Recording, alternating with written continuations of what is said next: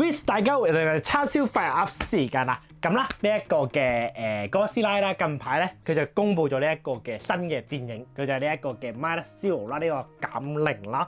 咁佢就話係之前嗰陣時前幾年出嘅嗰套 Minus One 嘅呢一個嘅叫做續集咁嘅樣嚟嘅。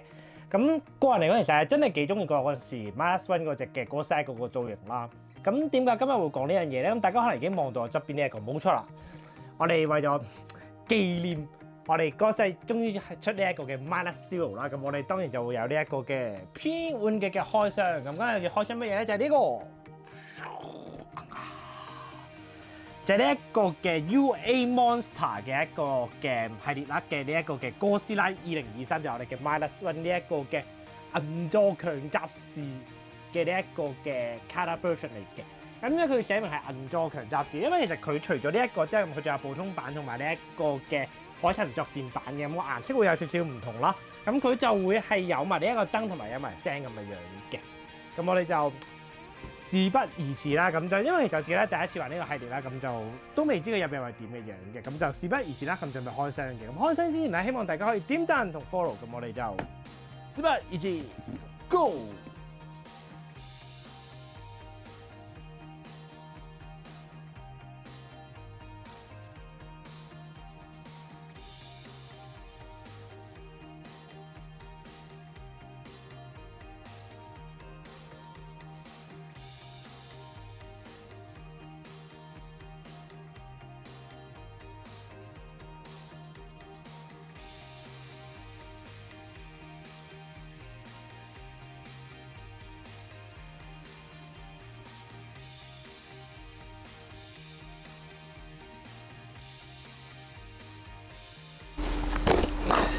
係咁打開咗之後咧，咁入邊就話有我哋嘅偏哥斯拉嘅本體，哇！然後咧，咁佢就會有呢一個嘅台座啦，台座係呢一個版先會有。咁主要原因係因為佢會用到呢一個嘅叫做發光呢個電池啦，所以佢係會有呢一個台座嗰度會有呢一個嘅俾你放3粒係呢個嘅3A 電咁嘅樣嘅一個嘅台座咁嘅樣嚟嘅。咁其實佢發聲都係主要係台座嗰度發聲啦。咁就會後邊見到其實會有呢一個嘅喇叭位喺度咁樣嘅。我自己個人覺得啦，呢一件嘢個價錢嚟講，再配合佢個台座，佢個台座可以再豪華翻少少，再靚啲少少咯。因為即係我而家仲未同大家講呢個隻嘢嘅價錢，其實呢隻嘢定價差唔多去到44,000英，計埋44,000英左右嘅呢個位置嚟嘅。咁然後佢竟然係個台座係一個全黑色嘅台座啦，然後呢一個嘅佢係俾2張貼紙，你大家可以自己黐或者唔黐都 OK 嘅。咁呢一個台座嗰度我哋可以果然係 Bandai 一如既往嘅一啲嘅小氣位啦。咁佢個台座咁主要其實就真係得咁嘅樣啦，冇乜特別嘢講。咁就會2支鐵框啦，然後就係插咗你呢個哥斯拉嘅腳咁嘅，然後就可以裝我哋嘅本體嘅。咁佢除咗呢一個嘅台座之後啦，咁仲會有一個嘅細腳一個台仔啦，就係俾你攞嚟托住佢條尾嘅。不過我個人覺得其實你托唔托其實都唔會有好大嘅分別咁嘅樣咯。咁我哋可以睇睇呢一個嘅本體啦。咁今次其實個首先造型度上講，其實佢真係整體個造型咁真係幾唔錯幾靚嘅。咁佢成個動作都好有呢一個嘅躍動感喺度啦。因為其實我買呢隻之前我都其實係物色過幾隻無論係個高低階嘅一啲嘅 Minus One 嘅一啲嘅 figure 啦。嗰陣時都其實大部分即係有時就係因為就嗰個動作本身就比較生硬，都係平時嗰個就近乎係企死嘅個動作啦。一係就係講緊係個比例有啲怪，例如話好似隻腳會特別大啊，或者係個身特別瘦咁樣樣嘅。咁呢一隻就唔怕，呢個整體其實個比例出得幾靚幾唔錯嘅。而且我覺得呢一個佢其中一個唔錯就係佢條尾咧，佢會特登有佢做一個嘅弧度喺度，佢唔會話因為有啲個嘅就個尾巴反而係嗰個動作會比較生硬，然後一長得嚟咧又阻位咁嘅樣咁。呢一隻就暫時冇呢一個嘅感覺啦。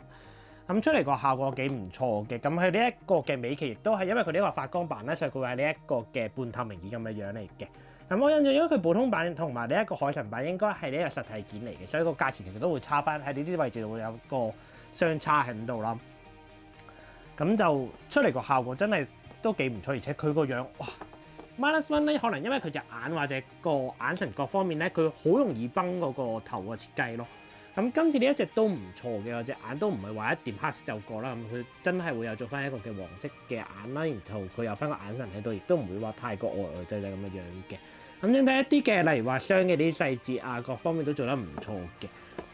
咁最近嚟講，其實我真係冇乜特別大挑剔啦，就主要其實係唯一想挑剔嘅就係你作為一個真係比較貴嘅一個嘅系列啦，咁佢個尾巴始終都係因為佢係會分開，佢係入盒嘅時候分開啦，所以其實好明顯嗰條嘅分件事你都點合埋喺度，都仲會有條分件事喺度咯。咁呢一個我覺得就會一個比較可惜少少一個位置嚟嘅。咁喺上色上邊啦，咁就會係整體嚟講就係一個嘅灰色嘅一個顏色啦，然後再加一個嘅乾燥效果，然後喺個口嗰度又會有少少類似乾燥舊化，即係佢會有做翻嗰個肉質個層次感出嚟咁嘅樣嘅。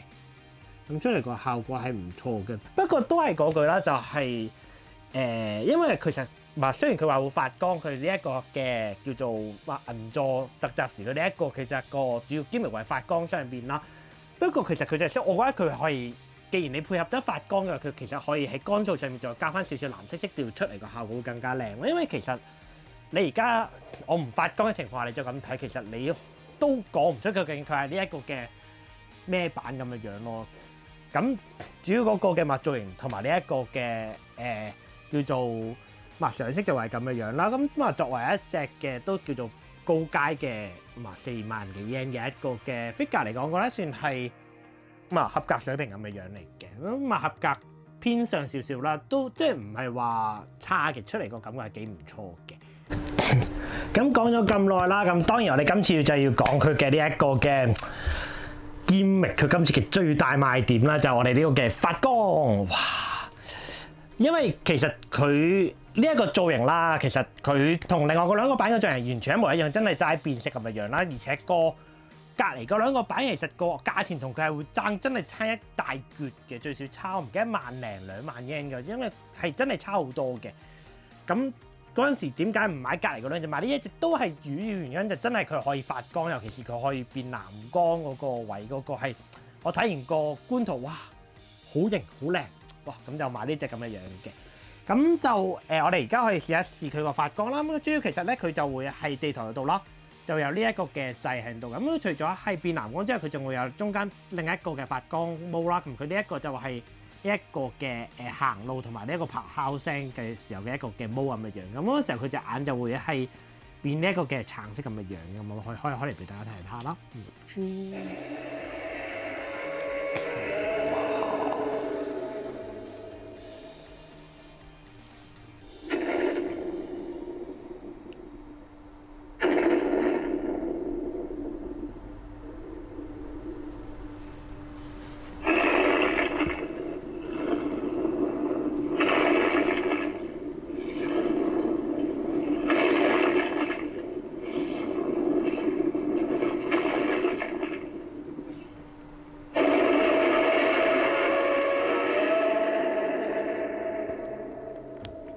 咁大家已經可以想象到佢就係呢個嘅喺銀座度行嗰時，砰砰，然後啲建築物又咁爛開咁嘅一個嘅樣，然後最後再係一個拍哇咁嘅樣一個嘅，大家已經可以自行去 FF 個究竟當時個情景係點嘅樣啦。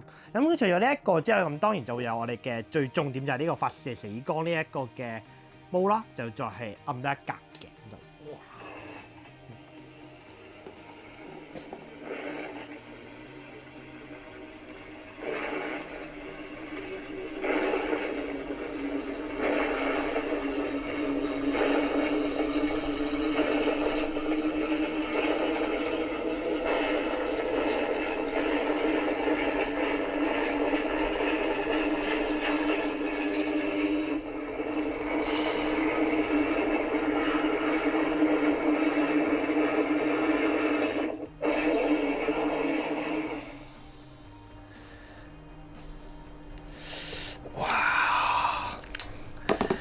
呢一個發光真係哇吹爆！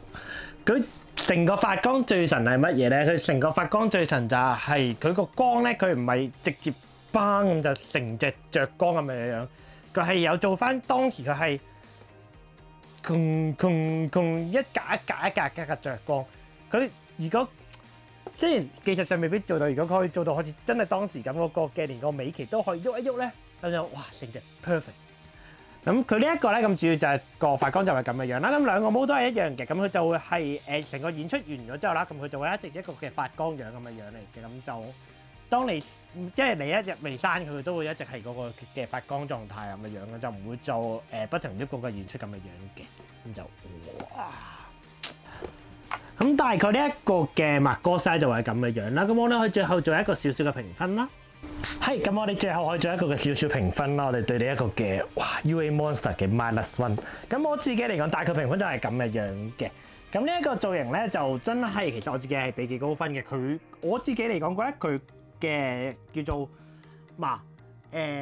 缺陷就係佢真係嗰個嘅分界線嗰個位好明顯咯，就你見到好大條裂痕喺度咯。咁如果佢可以呢啲問題都解決到嘅，整出嚟嗰個效果會更加完美，同埋個台真係上岸，你去到呢個價錢嘅台，你貼紙要我自己貼都算啦。然後真係冇其他特別設計咩咁嘅樣，即係你可能你反而唔係俾貼紙，你俾塊可能貼牌仔，然後放上去整體出嚟個感覺會更加靚咁嘅樣咯。咁所以我自己嚟講就喺嗰度扣咗啲分啦，咁就變成7.5分嘅。咁塗裝咧都係7.5分啦，就主要都係啱啱所講就係佢。整體嚟講，佢係有做一個嘅好基本嘅光數咯，但係去到呢個價位，我可能就會要求再多翻少少嘅一啲嘅層次感咯。呢一度我覺得佢可以有待改進咁嘅樣嚟嘅。咁喺呢個可換度嚟講，真係哇！